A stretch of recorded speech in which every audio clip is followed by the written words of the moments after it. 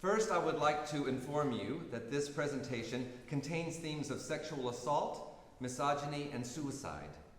I would also like to remind you to silence your devices. This is not an opera. It's not a musical, though elements of both are present.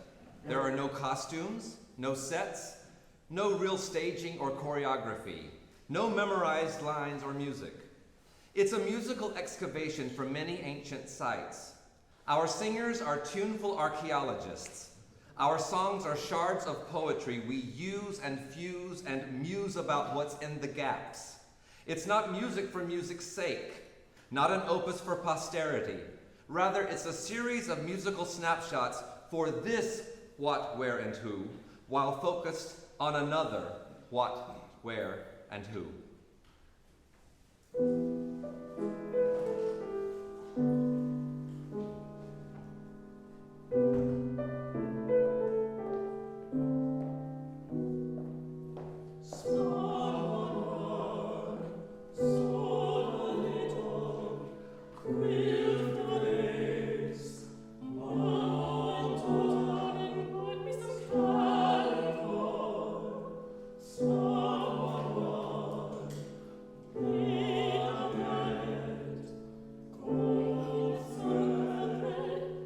Tonight, our who is Lana Sawyer, born the same year as the United States, though our newborn country never saw her coming.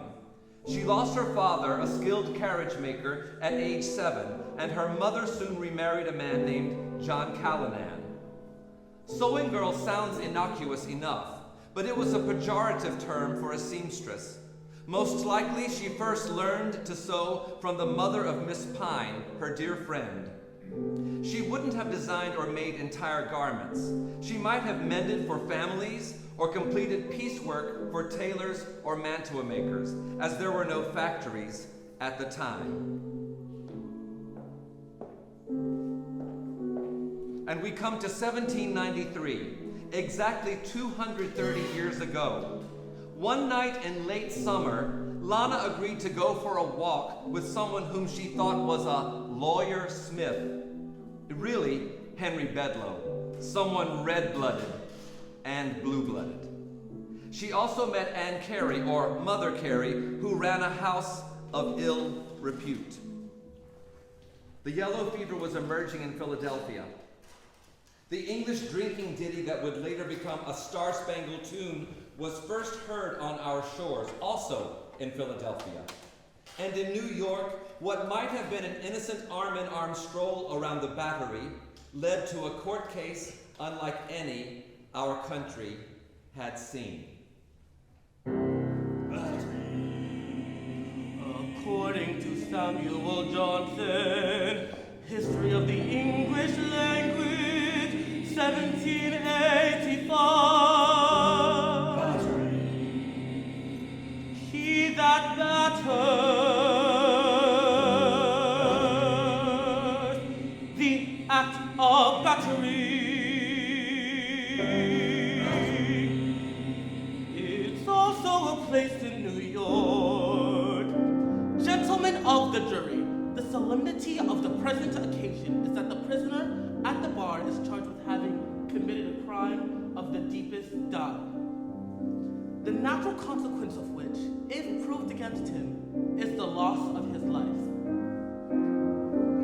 Before the Battery, a maiden wishful but afeard. Before the Battery, that he was not what he appeared. He was from here and she from there. Doubtful they form a perfect pair. This one so built on flattery. Before the Battery.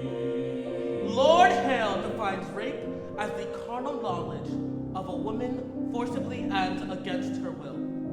It's possible he was culpable but not guilty of a rape. He may have seduced this girl, yet he did not force her. She may have fallen victim to seduction, but she has not experienced the monstrous brutality of a rape. Before the Battery. Before the Battery. Small heart of fear. Before the Battery. Before the Battery. He was not what he appeared. He was from here and she from there. Doubtful they form a perfect pair. This bond so built on prosecutrix of good fame? Did she make a complaint as soon as she had the power? Was she in a place where she might have been heard? And did she make an outcry? Did the prisoner fly?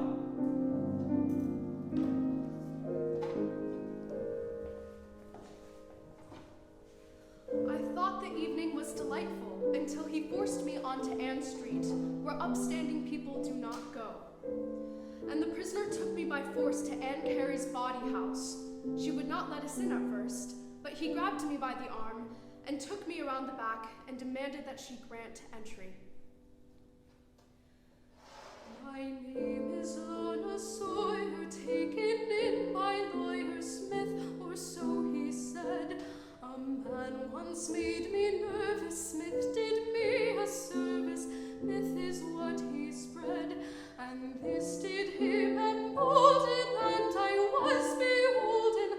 Why would such a one, so blessed with charm and status, help me thus regatus, fight to have his fun, and then commence to press me when he would address me, walk with me somewhere. His words were fine and florid, and a little horrid, all I didn't dare. He said we'd be escorted, but that soon was thwarted. Now my hope was dim, and with my thoughts asunder, could not help but wonder how to think of him. I remembered my neighbor, Mr. Hone, who had seen me with Lawyer Smith, and had told me that my companion was in fact Henry Bedloe, a great rake, which I did not believe at the time. It was then that I realized the treachery. Around the Battery, it was a summer New York night. Around the Battery, the air was pleasant but not quite. Gaslighting here since just last year, screeching metallic, cog and gear, the horses' hoofs went flattery. Around the Battery.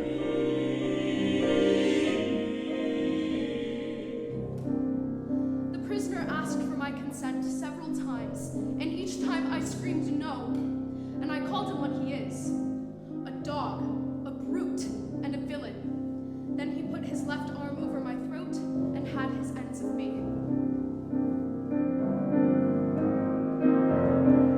Around the Battery, it was a summer New York night. Around the Battery, the air was pleasant but not quite. Gaslighting here since just last year, screeching metallic, tongue and gear, the horses' hoofs went flattery. Around the Battery.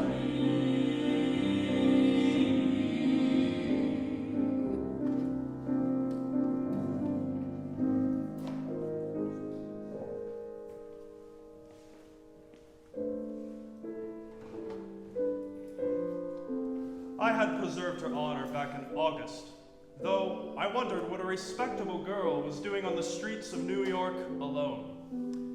I encountered her again a week later and asked if I could interest her in a walk around the Battery. What's the harm? My name is Henry Bedloe. I've assumed at times the name of Smith. Did I the dear to ruin drive? No need for me to plead the fifth. How could the girl be so naive? She's 17 and not a child. A man is given to deceive, his nature raw and rough and wild. And lo, I just defended her from some French brute who meant her harm. I paid my toll then, as it were, and wished to have her on my arm. I planned to buy the sweet some sweets, she had her fill of creme glacée. We strolled along the cobbled streets, she was my partner, not my prey. I've met many women like the prosecutrix, sweet, coy, but harboring a desire that they dare not speak aloud. She surely knew there was something afoot when the couple I'd arranged to accompany us was conveniently not at home. Yes, I convinced her to let me escort her to Ann Street. And yes, I do not boast a glowing and unassailable reputation. But once inside the privacy of the bedchamber, she ripped apart her own skirts in a fit of carnal.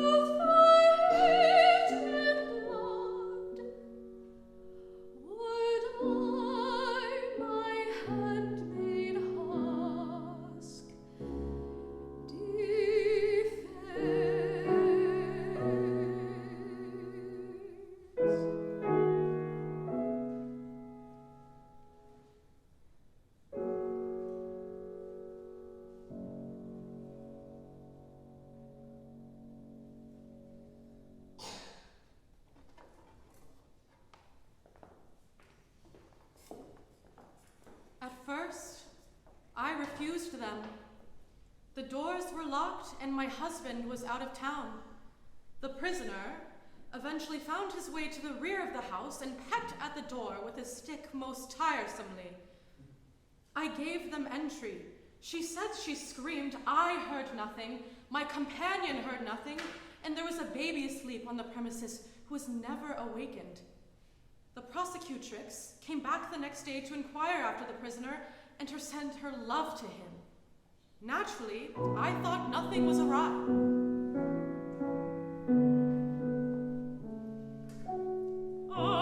Mother Carey was wary for Harry to tarry. They had been walking, came knocking, just talking, not shocking, not there seemed curious, furious, spurious, injurious, no is prevailing, nor willing, nor illing, selling. Then she came calling, not crawling, not bawling, but falling for Bedloe. I of the dearie was weary, her query was teary. No girl of honor, a fawner, a goner, a yawner, but I'm not haughty, just naughty and gaudy and body.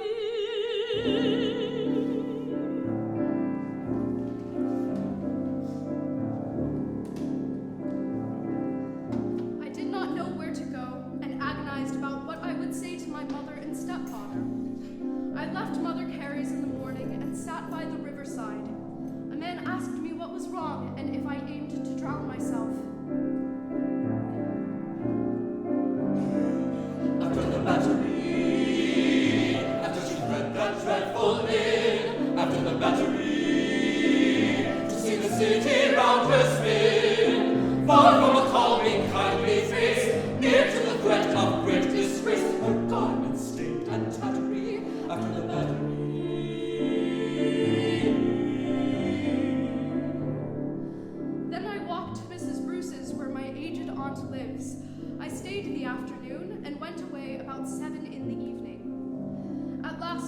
called on Miss Pine on George Street so that she could accompany me home. Mr. Tout came with us, but when we arrived home, my mother and father were out, undoubtedly looking for me.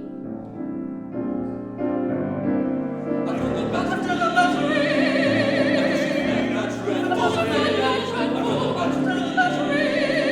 to see the city round her spirit, far from a calming, kindly face, near to the threat of great disgrace, her garments stained and tattery after the battery.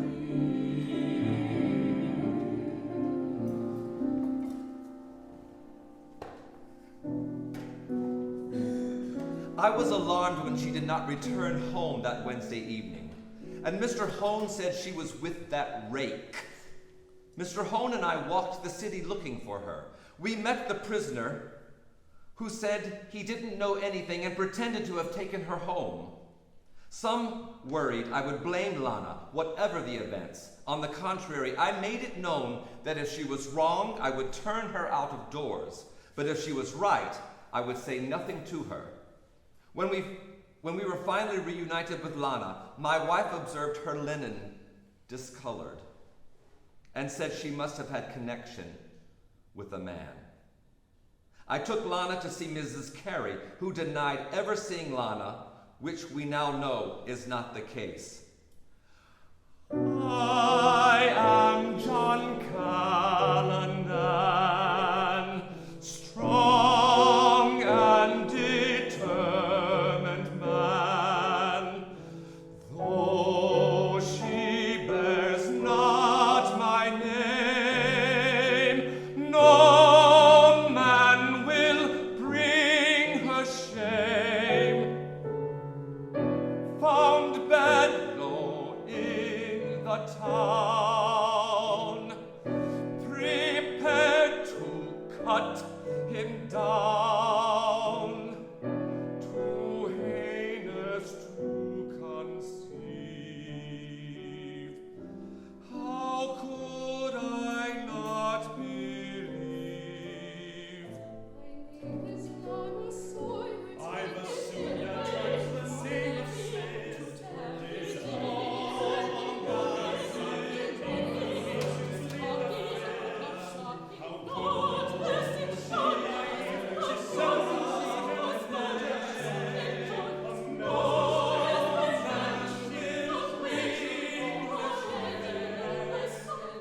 Is she of good fame?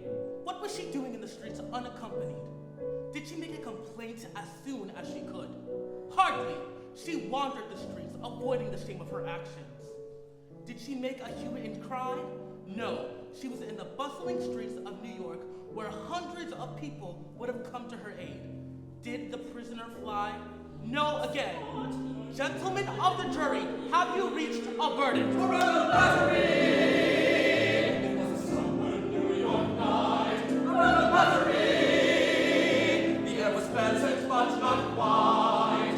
Gaslighting here since just last year. Screeching metallic cog and gear. No horses, hoofs were flattery. Around the battery!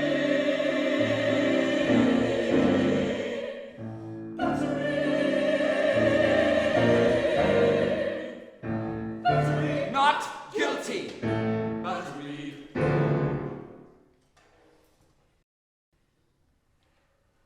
Lana and her parents were literate, though she probably did not attend school.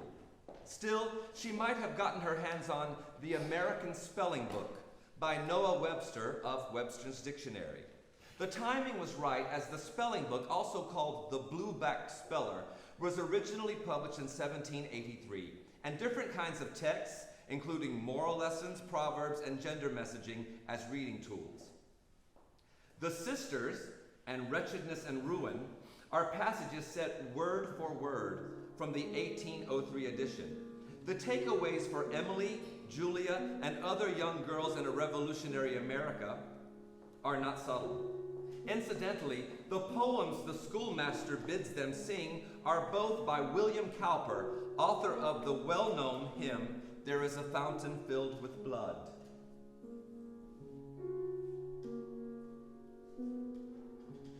Emily, look at the flowers in the garden. What a charming sight! How the tulips adorn the borders of the alleys, dressing them with gaiety.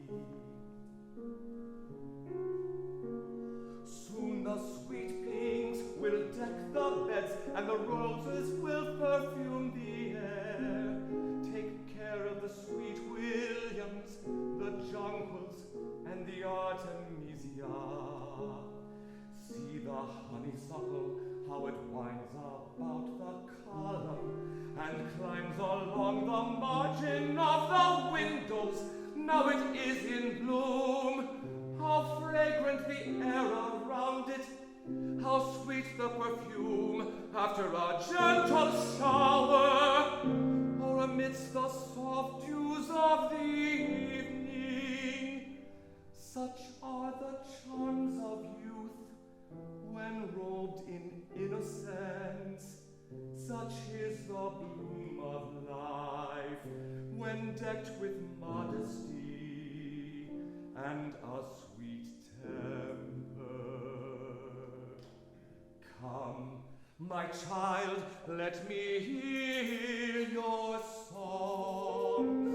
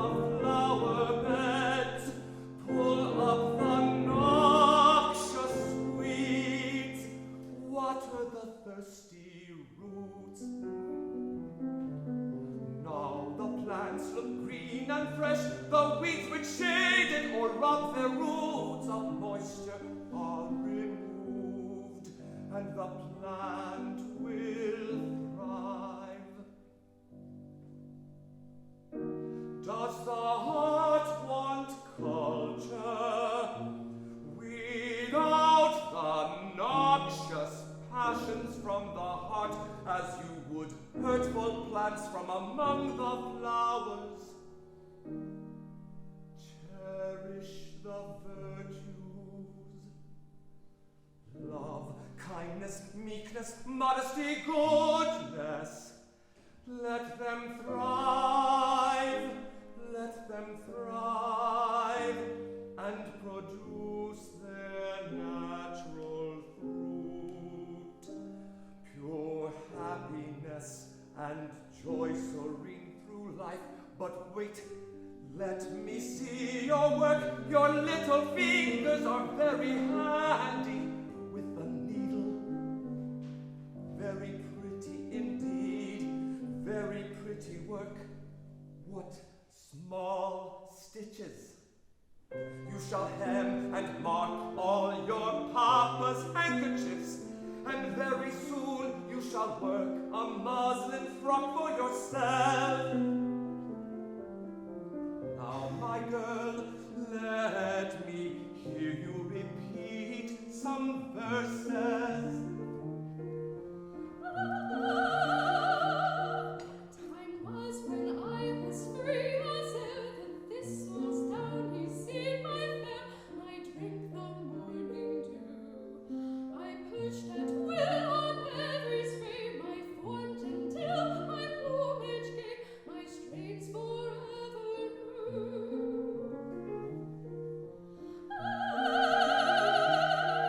But gaudy plumage sprightly strain and form genteel were all in vain and of a transcendent. For caught and caged and starved to death, in dying sighs my little breath soon passed the wiry gate.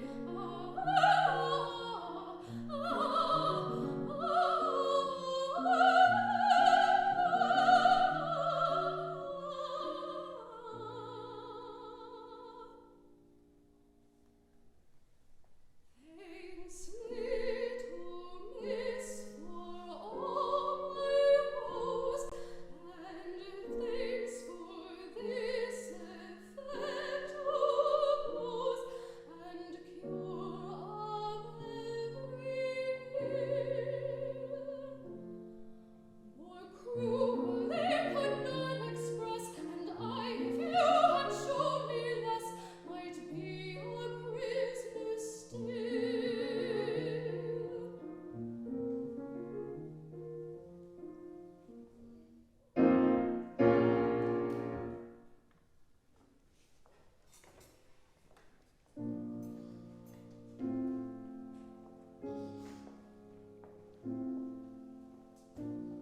Art thou a young woman, wishing to know thy future destiny? Be cautious in listening to the addresses of men. Art thou pleased with smiles and flattering words? Remember that man often smiles and flatters most when he would betray thee.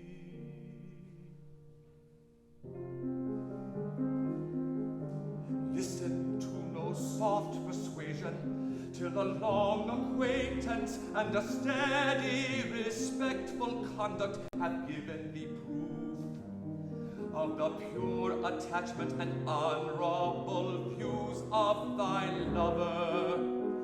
Is thy suitor addicted to low vices? Is he profane? Is he a gambler, a tippler, a spendthrift, a hunter of taverns? Has he lived in idleness and pleasure? Has he acquired a contempt for thy sex in vile company? And above all, is he a scoffer of religion? Banish such a man from thy presence. His heart is false, and his hand would lead thee to wretchedness and ruin.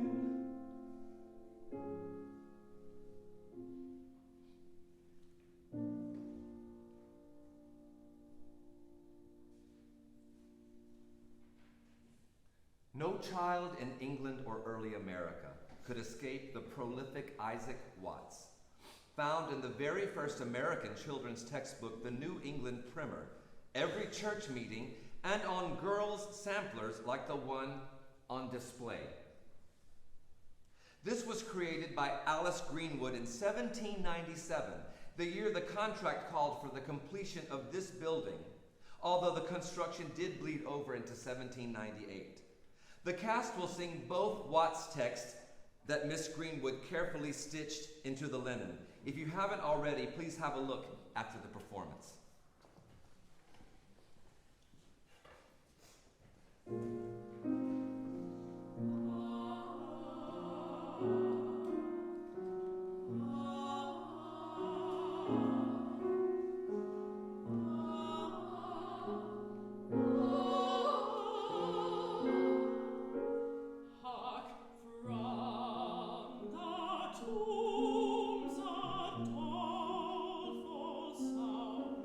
My ears attend the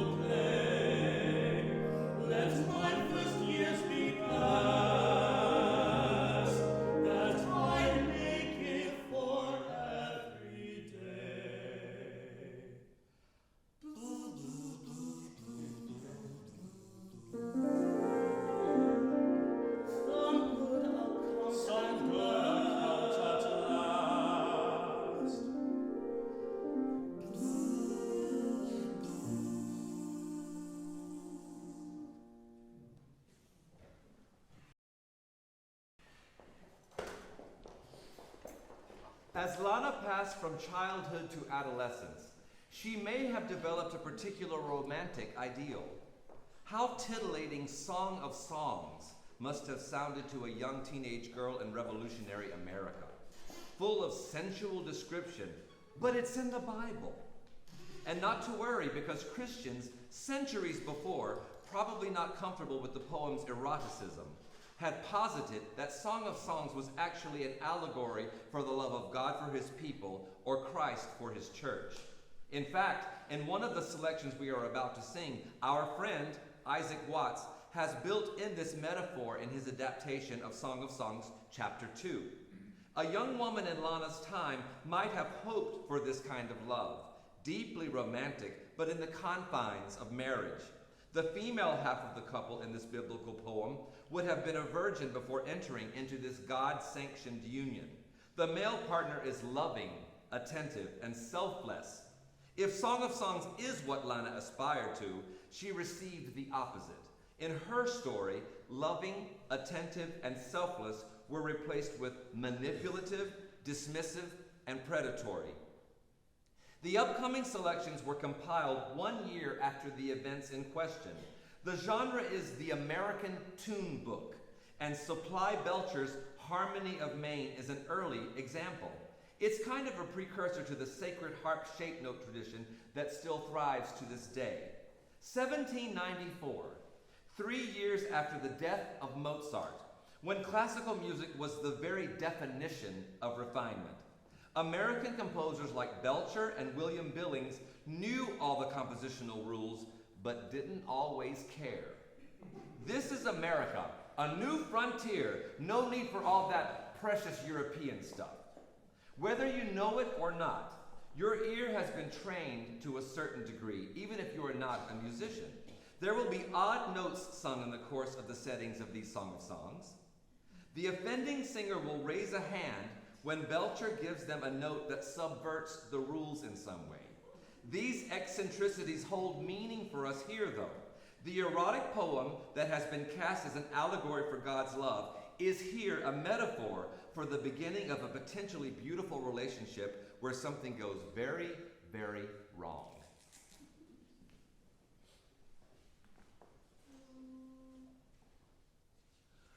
"'Twas my beloved spoke, I knew his charming voice. I heard him say, "Rise up, my love, my fairest one, awake. Awake and come away. Rise up, my love, my fairest one,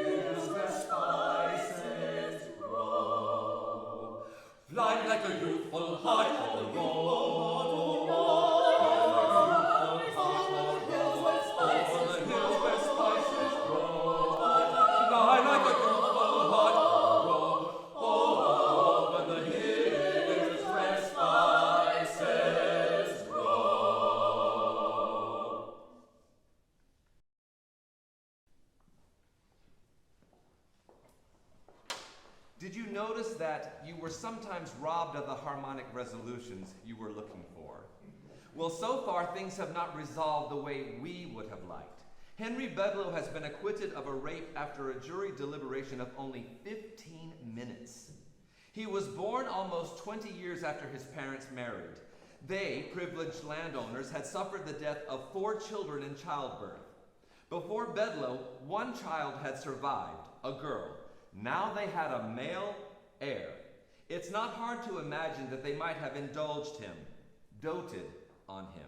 But it's not easy to discern how one becomes such an unsavory character. Though the trial went in his favor, no one tried to paint Bedloe as a saint. There were many 4-letter words that could have described him, but the most apt was R-A-K-E, rake, and he ticked all the boxes. Everyone knew exactly who he was. Not so with Lana. Henry did not know who she was. She, as Dr. Sweet asserts, was easy to dismiss as just a sewing girl. Bedloe thought she would be easy to prey upon without consequences, but Lana had advantages of her own. Her grandmother had owned 2 houses before the war, her aunt married a wealthy baker, and her uncle had been an alderman. Bedloe wasn't aware of the gutsy side of Lana, nor her refusal to be silenced. He also didn't imagine a shrewd stepfather who would be relentless in defending her.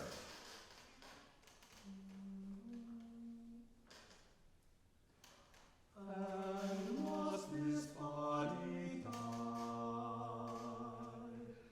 this mortal frame decay, and must these active limbs of thy moldering in thy brain, and must these active limbs of thy moldering in God clay. We have already heard words like innocence, modesty, and meekness aimed at young girls in textbooks from the Revolutionary period. We have discussed how allegories of Christ's love have been imposed on Song of Songs, probably because early Christians found the sensuality taboo. Thus, I don't think the importance of a revolutionary young woman's virginity can be understated. And she didn't simply lose hers, it was taken. This sad reality, along with the weight of the trial, the abuse from Bedloe's defense lawyers and Anne Carey, the accusations of dishonesty, the dehumanization of the actors in the proceedings, using her experience to their own political ends, the chaos of the mob attacks in protest of the decision, the burden of feeling like a burden, and of course, the unthinkable physical and emotional trauma of the assault itself, Lana, on October 20th, 1793, attempted suicide by using her shawl to hang herself. In the next selection, Thou Glorious Orb, the titular character of the 1791 novel Charlotte Temple, A Tale of Truth, finds herself deceived, ruined, and put away. And here she sings of her despair. The author, Susanna Rowson, claims in the preface that the story is absolutely true. And what a pathetic tale it is. This is unabashedly cautionary. In fact, she pauses the narrative to speak directly to the reader, perhaps even a young Lana Sawyer, and I quote, "Oh, my dear girls, for to such only am I writing. Listen not to the voice of love unless sanctioned by paternal approbation. Be assured it is now past the days of romance. No woman can be run away with contrary to her own inclination. Then kneel down each morning and request kind heaven to keep you free from temptation. Or, should it please to suffer you to be tried, pray for fortitude to resist the impulse of inclination when it runs counter to the precepts of religion and virtue."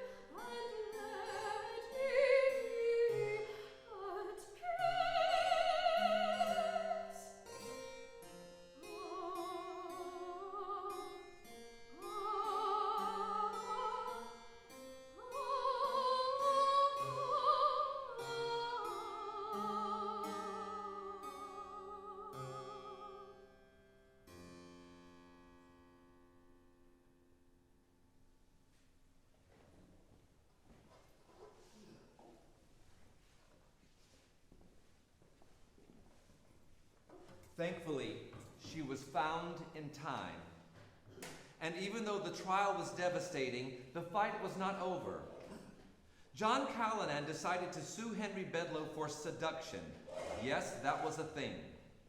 While this new suit gave Lana a sense of purpose, the dynamics of it were complicated. As has been mentioned, beyond the violation at Mother Carey's, a further injustice was the way in which various agents and entities were looking past Lana and seeing an archetype of their choosing. In other words, in the eyes of many, Lana was not her own. Similarly, a seduction trial is predicated on the notion that a female belongs to someone else. For example, a husband was the custodian of his wife and her consent. Since Lana was not married, the legal approach was not to make the case that Lana was violated, but that the violation placed a financial burden on her keeper, John Callanan. Technically, Callanan's only real financial loss was 3 days at the time of the assault when Lana could not work. However, the climate around seduction suits was evolving so that violation and loss of virginity did figure into the damages. This seduction trial was successful. Callanan was awarded just over £1,800, a sum that could have bought 9 of his houses in Lower Manhattan at the time. This kept Bedloe in debtor's prison for almost 2 years and finished off his reputation once and for all.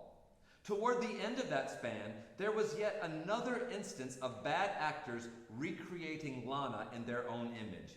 This time, supposedly in a letter in which Lana apologized to Bedloe and assumed fault for the entire ordeal. Actually, it was a letter written by Bedloe or someone acting as his agent.